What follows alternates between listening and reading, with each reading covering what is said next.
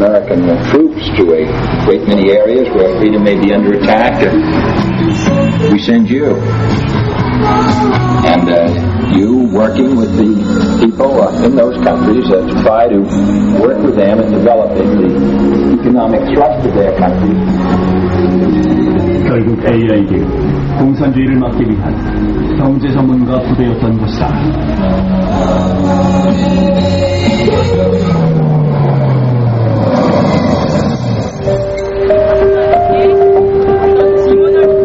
일본 방문을 마친 박정희가 워싱턴에 도착했다. 케네디는 일본과의 관계 개선에 적극적인 박정희를 밀어줄 생각이었다. 그래서 백악관에 초대까지 해준 것이다. 그런데 회담 도중 박정희는 특별 원조를 요청했다. 우리는 경제개발 계획을 작성 중이다.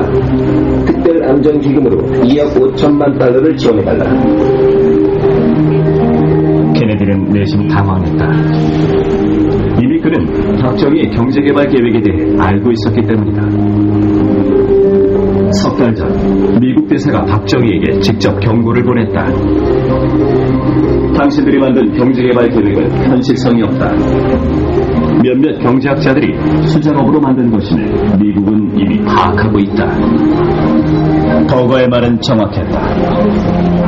박정희의 경제참모조차 허술하게 작성했다고 인정할 정도였다. 그런 경제계획에 케네디가 특별 원조를 해줄 수는 없었다. 그리고 실무진 회담에서 AID 처장은 미국이 무엇을 원하는지 정확하게 밝혔다.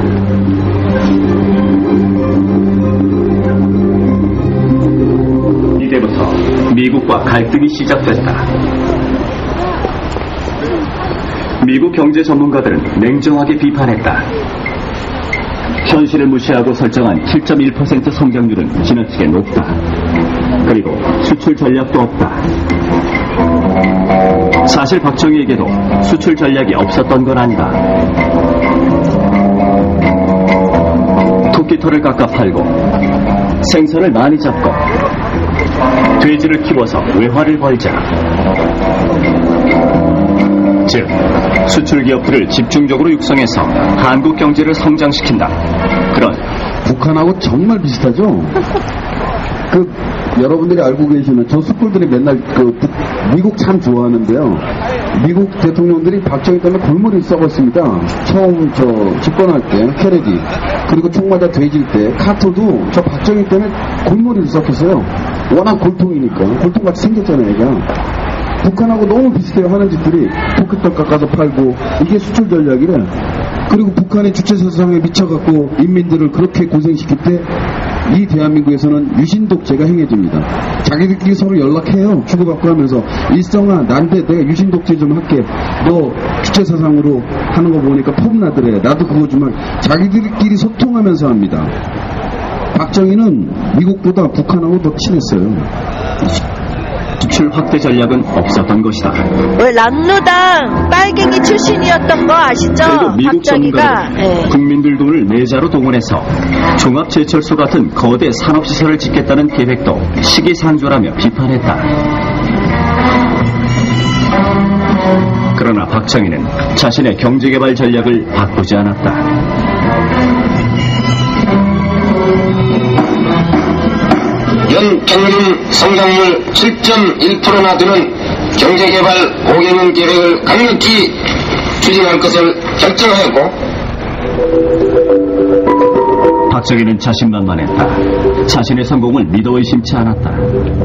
이 때문에 그는 그동안 감춰왔던 자신의 생각을 거리낌 없이 드러내기 시작했다.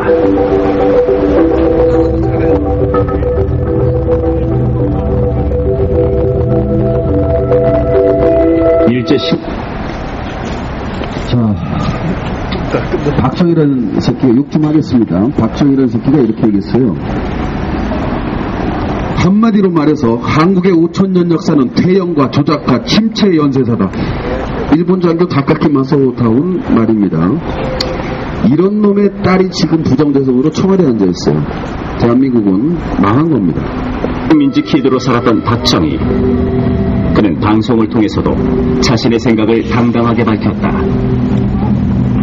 과거 우리 민족은 너무나도 의토적이고 사대주의적이 없으며 우리의 운명을 우리 스스로의 힘으로 개척하고 극복해 나가겠다는 자조적인 정신이 너무나도 결핍했다고 전하지 않을 수 없습니다.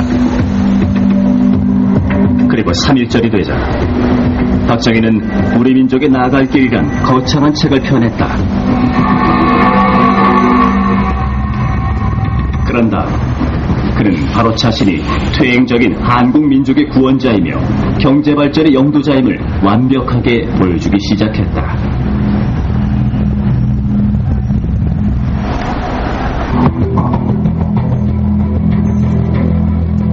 (1962년 5월) 증권시장이 파탄이 났다. 박정희 집권을 위해 그의 조카 사위 김종필의 부하들이 정치자금을 마련하려고 사상 최대의 주식 사기를 친 것이다. 박정희가 앉으시죠. 바깥에 마서 박근혜 애비가 앉으십니다.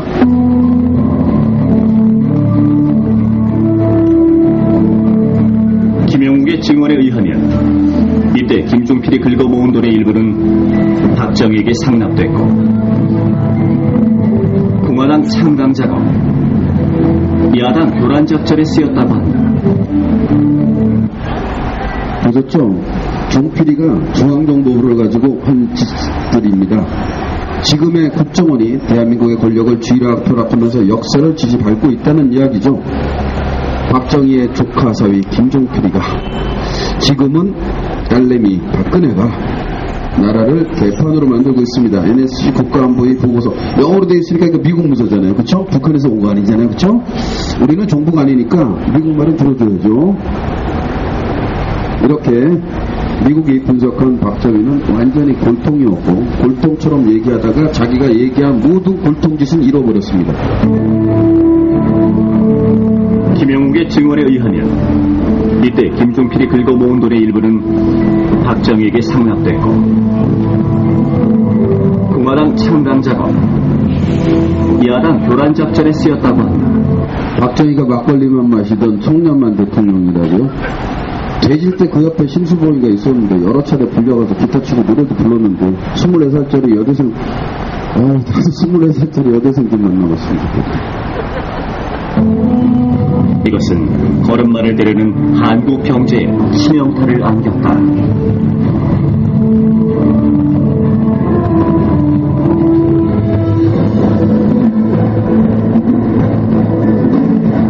하지만 그게 끝이 아니었다. 박정희는 더 큰 사고를 쳐버렸다. 박정희는 사전조사도 안 해보고 기존 화폐를 폐기하고 새 화폐를 발행했다. 게다가 예금한 돈까지 자유롭게 인출하지 못하게 했다. 그 때문에 돈의 유통이 멈춰 경제가 마비되며 한국 전체가 대혼란에 빠져버렸다. 이런 광경을 바라보며 허거대사는 입을 다물지 못했다.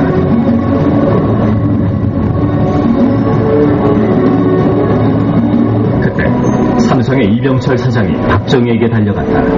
그리고 화폐개혁의 위험성을 설명해줬다. 그러자 박정희는 이렇게 중얼거렸다. 경제인들 의견도 사전에 들을 걸 그랬군요. 어떻게 하면 좋겠습니까?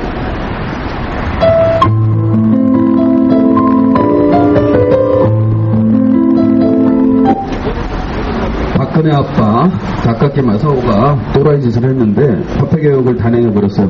시민들 예금도 못 찾아가게 해버렸어요. 그래서 병철이가 헐레버떡 뛰어가서 카카오 왜 이렇게 하셨습니까? 큰일 났습니다. 이러시면 안 됩니다. 미리 말을 하지.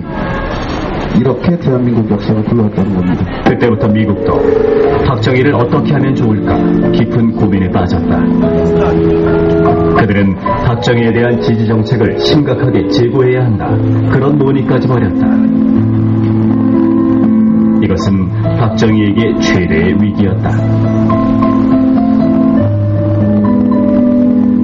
지하자금을 동원해 경제개발에 쓰겠다며 화폐개혁을 했던 건데 막상 저지르고 보니 지하자금은 몇 푼이 안 됐다. 그 대신 경제적 혼란과 피해는 상상을 초월했다. 전체 공장의 절반 이상이 가동을 멈추는 사태까지 발생했다. 전체 공장의 절반, 중소기업의 45%가 가동이 되고 55%가 멈췄다는 얘기입니다. 이 고통 아주 제대로 고통 기술했네요. 우리 박정희, 닭박정마사와 오빠부터 민우루.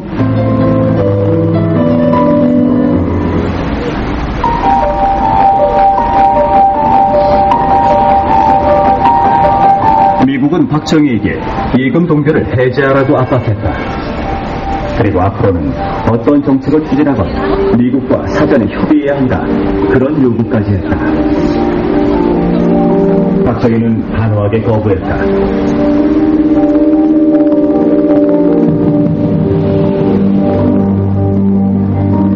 그러자 버거는 조용히 말했다.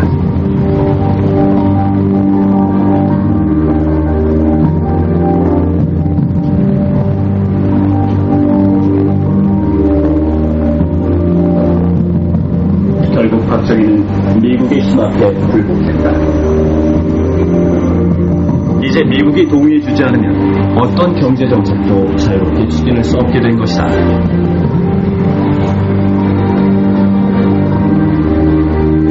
독재를 하는 지도자들은 미국 앞에 힘을 쓸 수가 없습니다. 왜냐하면 미국이 가장 두려워하는 민심을 잃기 때문이에요. 미국이 가장 두려워하는 건 이 거리에서 반미구가 나오는 것을 가장 두려워합니다.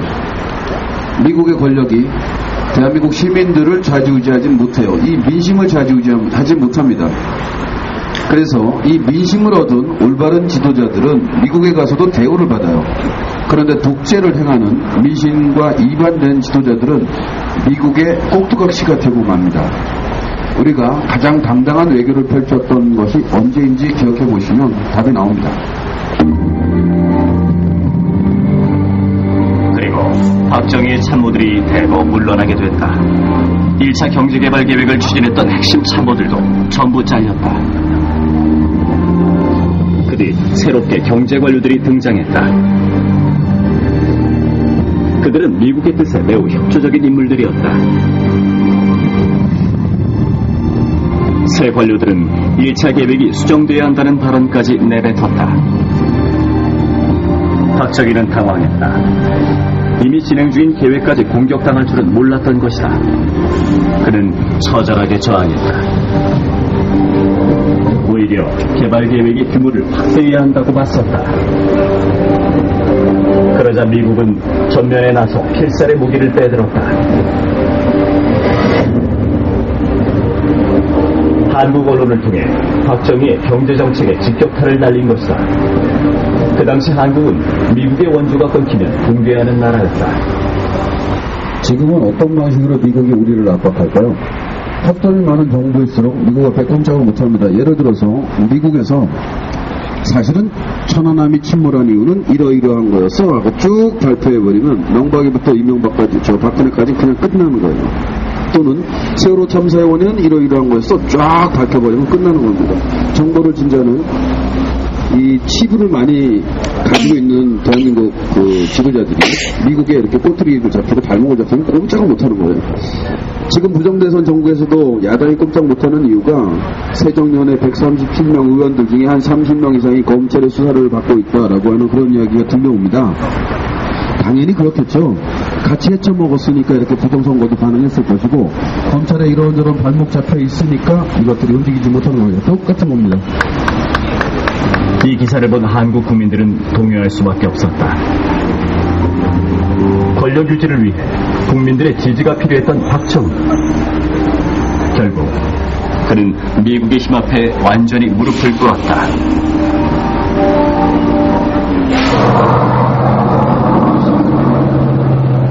이때부터 신임 경제관리들이 1차 경제개발 계획서를 뜯어고치기 시작했다.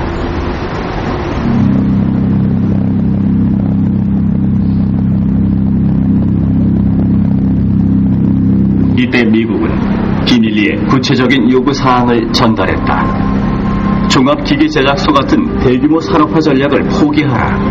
그리고 수출을 증대시키는 정책으로 전환하라.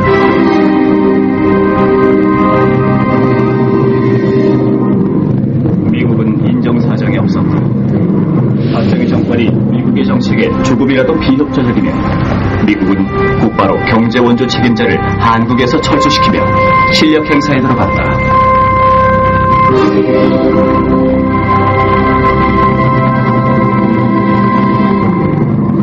그리고 마침내 미국의 핵심 요구사항이 전부 들어간 새로운 경제개발 계획서가 그 모습을 드러냈다.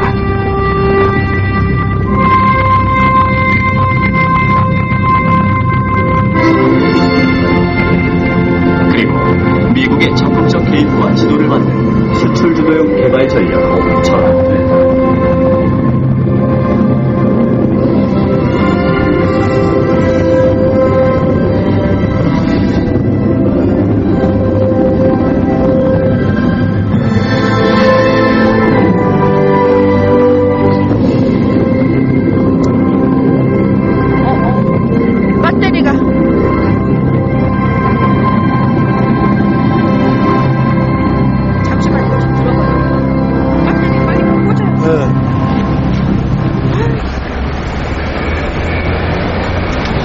이 영상은 민족문제연구소에서 제작한 백년전쟁이라고 하는 영상입니다. 민족문제연구소가 많은 어려움을 겪고 있는데요. 여러분들께서 후원도 좀 해주시고 많이 도와주시면 좋겠습니다. 저희 시민들 후원해달라, 도와달라 이런 말씀 드리진 않고요. 저희가 민족문제연구소보다 더 없이 사는데 민족문제연구소부터 도와주시기 바랍니다. 정말 좋은 기관입니다. 투표 넣었는데 맞아 보시죠. 정말 재밌어요. 박근혜 지부가 모두 드러납니다.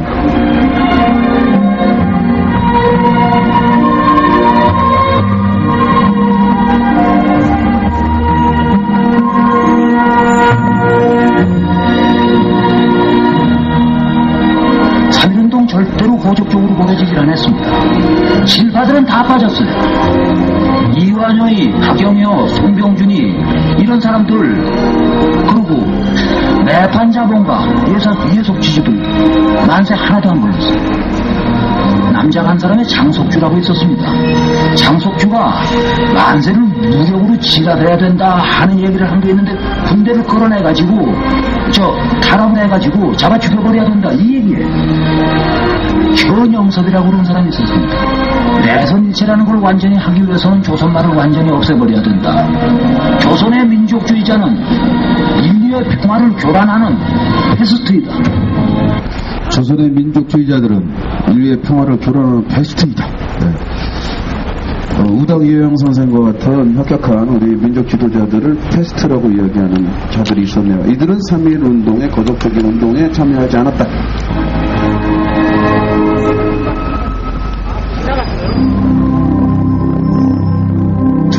이게 지름바들의 얘기예요.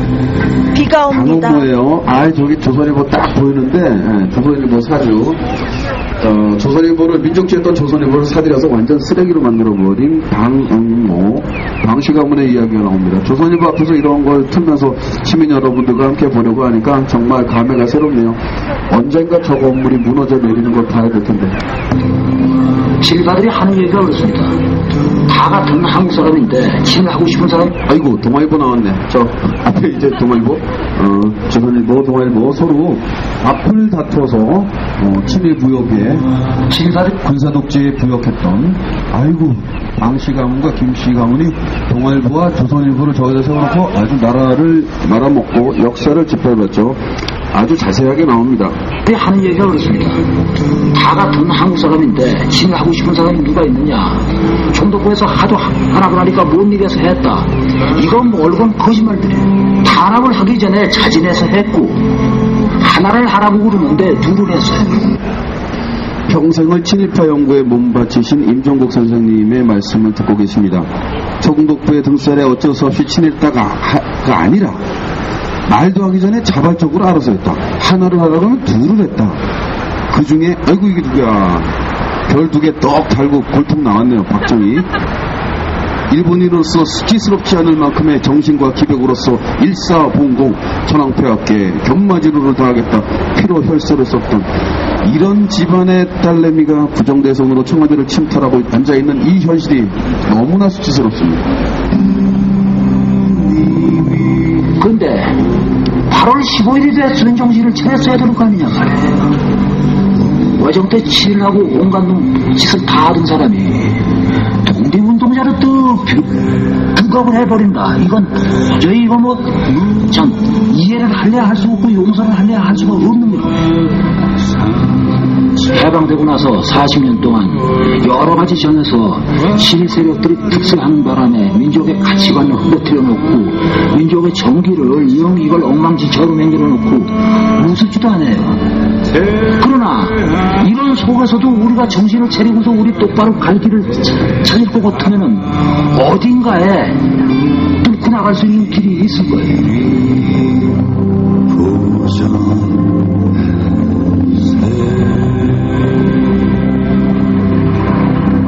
여러분들 월드컵 때 저 시청광장에 모여서 대한민국 뭐 이렇게 한다고 달라지는 거 하나도 없습니다. 태어나라 역사에 깊이 뿌리 박은 시민들만이 온전한 나라를 가질 자격이 있는 겁니다.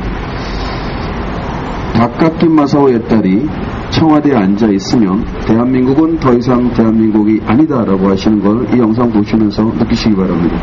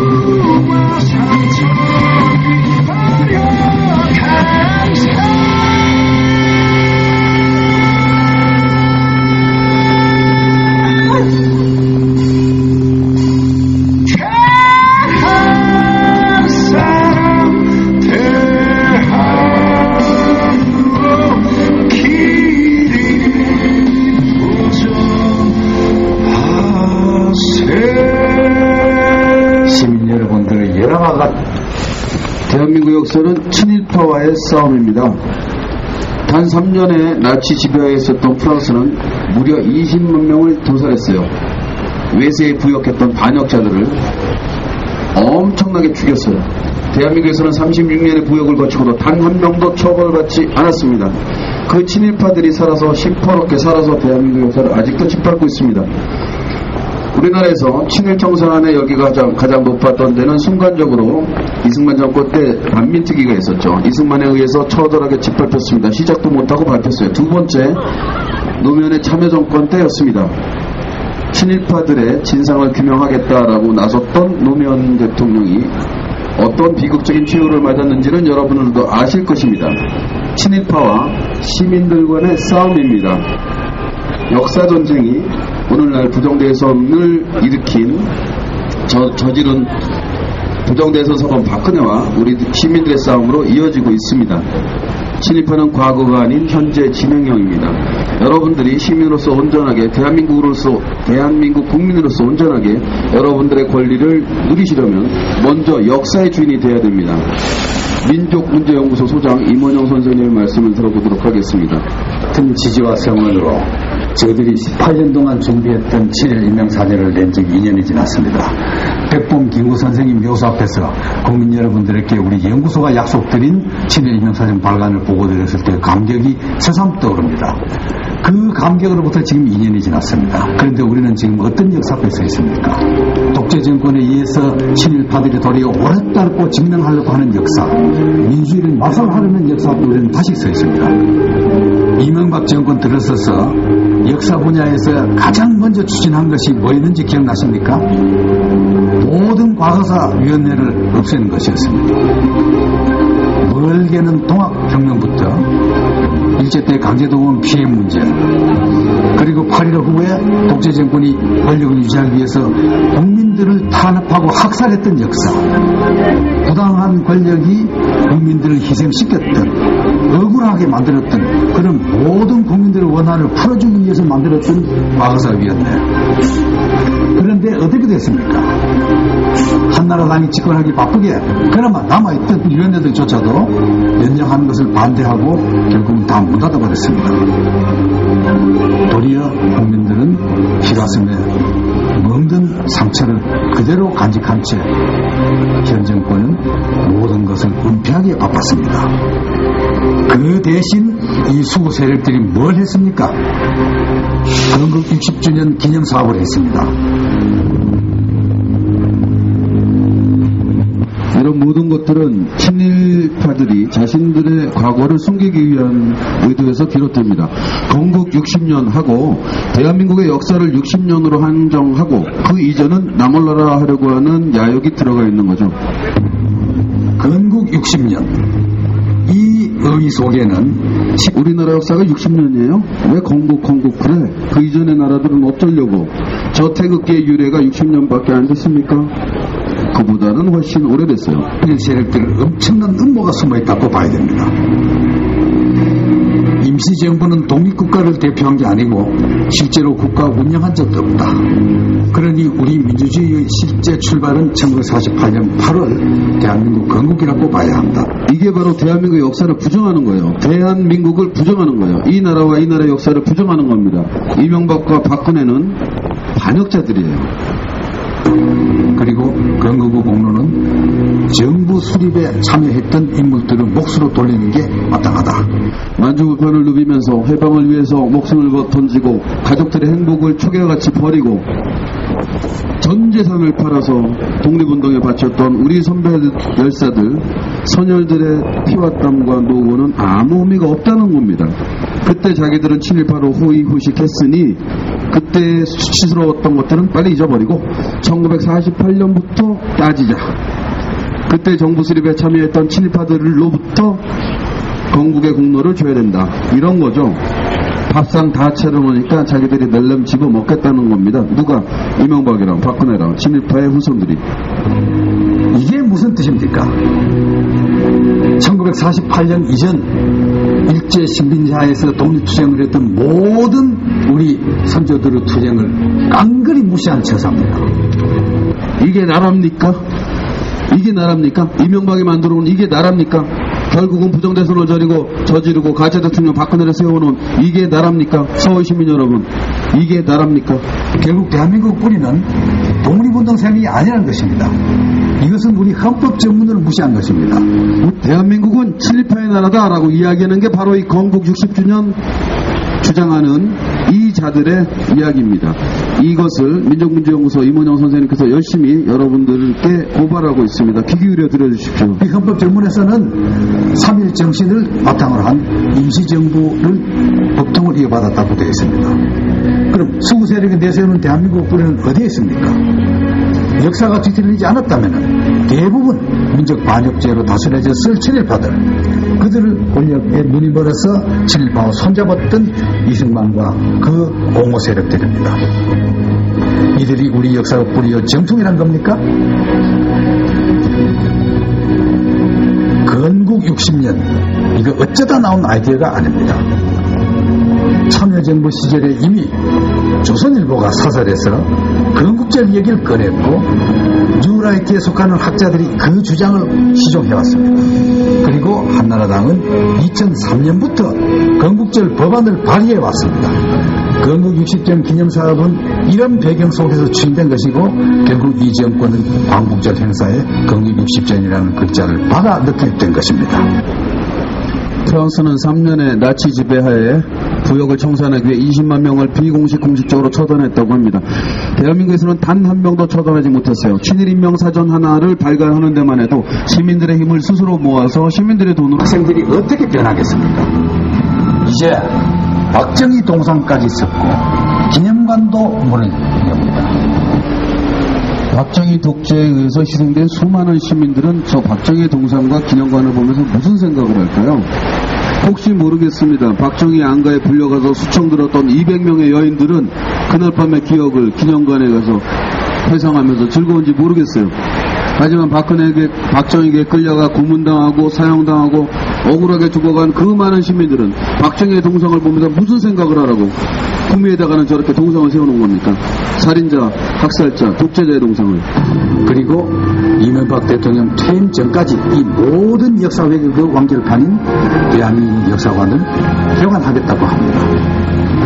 학교에서는 교과서를 배우고 집에서는 방송에서 익히고 거리에 나서면은 각종 동상과 전시회, 기념관을 통해서 또 왜곡된 역사를 배우는 이런 비참한 현실이 우리 앞에 다가오고 있습니다. 아마도 이 말씀을 또는 이 영상을 듣는 분께서는 뭐 역사 저렇게 가르친다고 해서 내가 넘어가겠어? 난 다 알고 있어. 역사 난 제대로 배웠어. 이렇게 생각할지 모르겠어요. 하지만 말씀하신 대로 동상이 세워지고 기념관이 세워지고 방송에 나오고 이렇게 되면 이것이 우리한테 하나의 학문이나 지식이 아니라 권력으로 다가옵니다. 내가 거부할 수 없는 하나의 권력으로 다가옵니다. 그 권력 앞에 고개 숙이게 되는 거예요. 아, 이승만은 국부야. 박정희는 우리의 위대한 영도자야가 되는 겁니다. 북한이 김일성 우상화 작업이 다르게 일어나는 게 아니에요. 동상 세우고 절해. 그러면 절하게 되는 겁니다. 사람 굉장히 단순해요. 세월호 참사 벌어져도 진상규명 안 되잖아요. 왜 안 될까요? 권력이 없으니까. 식민 권력이 권력을 잃었기 때문에 그런 겁니다. 권력 앞에는 진실도 묻히고 대의와 명분도 고개를 숙이게 됩니다. 나는 다 알아. 역사 왜곡 아무리 해도 나는 속아 넘어가지 않아 라고 하는 생각은 잘못된 생각입니다. 역사가 권력으로 여러분을 억압할 때 여러분들은 고개 숙이고 굴절하게 됩니다. 아니야 나는 싸울 거야 라고 하는 사람들이라면 지금 벌써 싸우겠죠. 친일의 뿌리를 둔 추구 세력이 역사적 전통성을 완전히 통째로 가져가겠다는 것입니다. 역사는 과거가 아닙니다. 역사는 현실 정치입니다. 시민 여러분들이 생각하는 역사, 여러분들이 이상적으로 생각하는 사회를 만들기 위한 역사, 그것을 위해서 우리는 시민의 역사관을 만들고자 합니다. 수구 세력들이 수백억 원씩 들여 거대한 거짓 역사관을 짓는다는 우리 연구소는 작지만 옹골찬 시민을 위한 역사관을 만들고자 합니다. 민족의 역사, 시민의 역사, 정의와 진리의 역사를 반드시 지켜나가겠습니다. 시민 여러분, 많은 지지와 성원 부탁드립니다.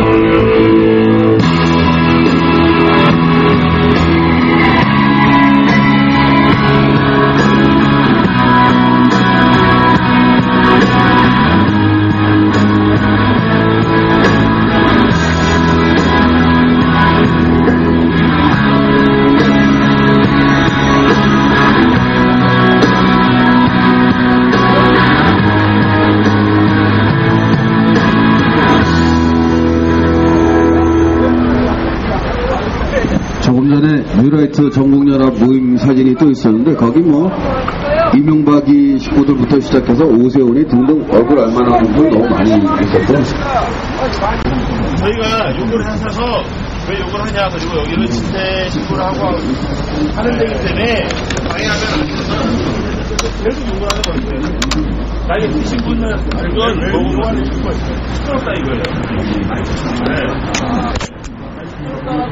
그래서 나이 드신 분이 죄송하다. 근데 우리가 여기서 집회 신고를 하고 하는 거기 때문에 양해를 좀 해달라고 했더니 먼저 요구를 했어요. 당연한 거 맞아요. 그리고 오늘 처음이 아니에요. 네. 저 사람 신고를 했다고 나중에 학생들이 있으면 그때 주식을 취하고 해서 일단 신고를 한번 해주세요. 국민이 알 수 있게끔 공개 재판을 받게 도와주십시오. 이 정부에서 공개 재판을 못한다면 흠과 조작으로 있지도 않은 민혁당을 만들어 억울한 사람들을 정책적인 괴물을 만들었다는 것을 증명하는 것이 아니고 무엇이겠습니까? 저희는 솔까지 성춘이 마냥 몇시를 듣고 권력이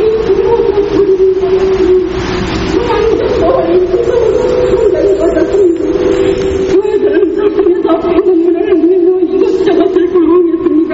교회들 가족 가운데 기다리는 하려는 8사람의 가족이 있습니다. 저는 재판장에서 전부 듣고 보았습니다. 그 사람을 죽여야만 이 나라가 살기옵니까?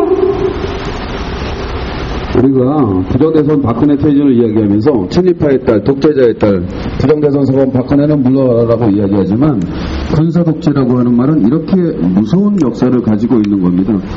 살인적인 폭정을 행사했던 것이 바로 박정희입니다. 그런 자의 딸이 부정대선으로 지금 청와대에 앉아 있습니다.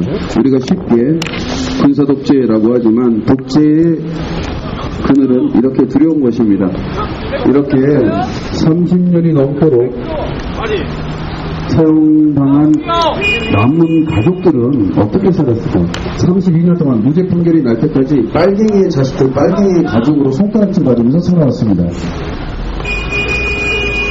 비 오는데 킥킥 들고 계십니다. 이런 가족들에게 망언을 또 합니다. 과거는 못하게 맡기고 미래로 향하자고 하면서 끊임없이 왕의 일을 떨쳐내며 아버지 박정희 시대를 정당화하고 있고 세계를 나라라서 책임을 회피하고 있을 뿐만 아니라 남편과 아버지를 잃은 유가족들에게 돌이킬 수 없는 고통과 상처를 주고 있습니다. 소위 인혁방 최근희 사건은 이 부분으로부터 불법 구글과 도울 등 9행위를 통해서 더하여 사건이 조작되었음이 밝혀졌고 재심을 통하여 무죄가 선고되었음에도 불구하고 두 개의 판결문이 존재한다는 말로 유족을 두 번 죽이고 있습니다. 중국에 서울에 갔다 와서 공판기로 조달지라는 거 다 알아가지고 그거 민복희 대법원장한테 다 공식적으로 변호사한테 서류도 제출해서 확인서 받아서 공포하고 동아일보 기자를 냈습니다. 이게 저기 민주정부 돼서 밝혀진 게 아니에요. 그 당시 전부 다 하나도 저것이 다 밝혀져서 절대로 못 죽인다고 그랬어요. 이거는 너무 세상에 다 알아도 절대로 못 죽인다고. 이 대목이 참 슬픈데요. 32년 만에 무죄로 판결이 났다라고 하는데 그때 당시에 이미 대법원장이나 등등 변호사 등등이 이 사건은 무고다, 잘못된 것이다라는 걸 다 알고 있었다라고 말씀하십니다. 증언을 그렇게 하시고요. 기자들도 알고 있었고 모두 다 알고 있었지만 간첩이 아닌 걸 알면서도 간첩으로 몰아서 죽였다는 것이죠. 그래서 권력이 두려운 겁니다. 산자들은 자기들은 안 죽여줘서 아직도 고맙다고 박정희에게 충성을 다하다 못해 그 딸내미까지 청와대로 보내놓고 부정대선에도 침묵하고 사는 것인지 모르겠습니다. 지나간 18대에서는 명백한 부정선거였으며 지금 청와대에 앉아있는 박근혜는 가짜 대통령입니다. 대한민국 헌법 제1조 1항 대한민국은 민주공화국 이상 헌법 제1조 2항 대한민국의 모든 권력은 국민으로부터 나온다.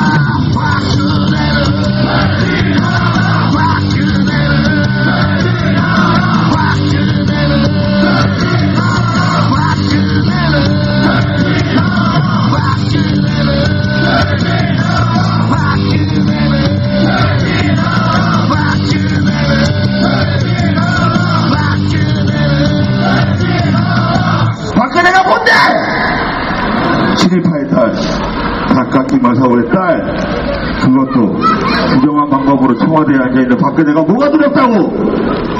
박근혜는 퇴진하라라는 이 8글자를 구성하는 겁니까, 여러분? 지난 18대 대선은 명백한 부정선거였습니다. 박근혜는 퇴진하라, 이 8글자가 2014년 대한민국에서 가장 정의롭고 가장 상식적이고 가장 아름다운 단어입니다. 그러므로 선거사기와 상식을 추구하는 시민들은 이렇게 외칩니다. 박근혜는 퇴진하라!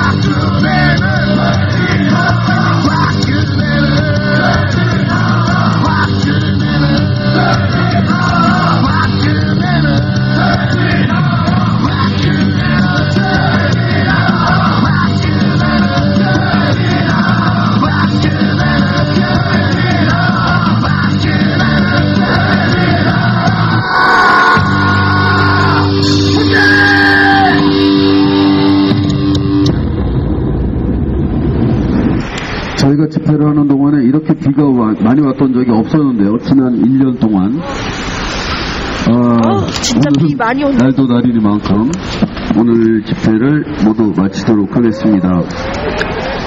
내일 이 시간에도 저희들은 다시 찾아와서 같은 성격의 집회를 열게 됩니다. 이 집회는 2013년 12월 31일 부정대선에 혼자 항거하던 이남정 열사께서 가트 대통령 박근혜에게 굴종하면서 하는 시민들을 깨우기 위해서 서울역 고가도로 앞에서 고가도로 위에서 분신 항거했던 그 유지를 받들기 위해서 이 집회를 열고 있습니다. 12월 한 달 동안 매일 5시에서 10시까지 일요일만 빼고 이 집회를 열고 부정대선 응징의 필요성을 여러분께 고발하고 그리고 박근혜 퇴진의 필요 불가피함을 여러분들께 알리도록 하겠습니다. 친일파의 딸, 독재자의 딸, 부정대선 서범 박근혜를 쫓아내기 전에는 대한민국 시민들의 행복은 결코 얻어지지 않습니다. 내일 다시 뵙겠습니다. 박근혜 너 조금만 기다려. 자, 서둘러서 정리하고 내일을 준비하도록 하겠습니다. 진짜 비가 와서 빨리 정리하고 저도 끝나도록 하겠습니다.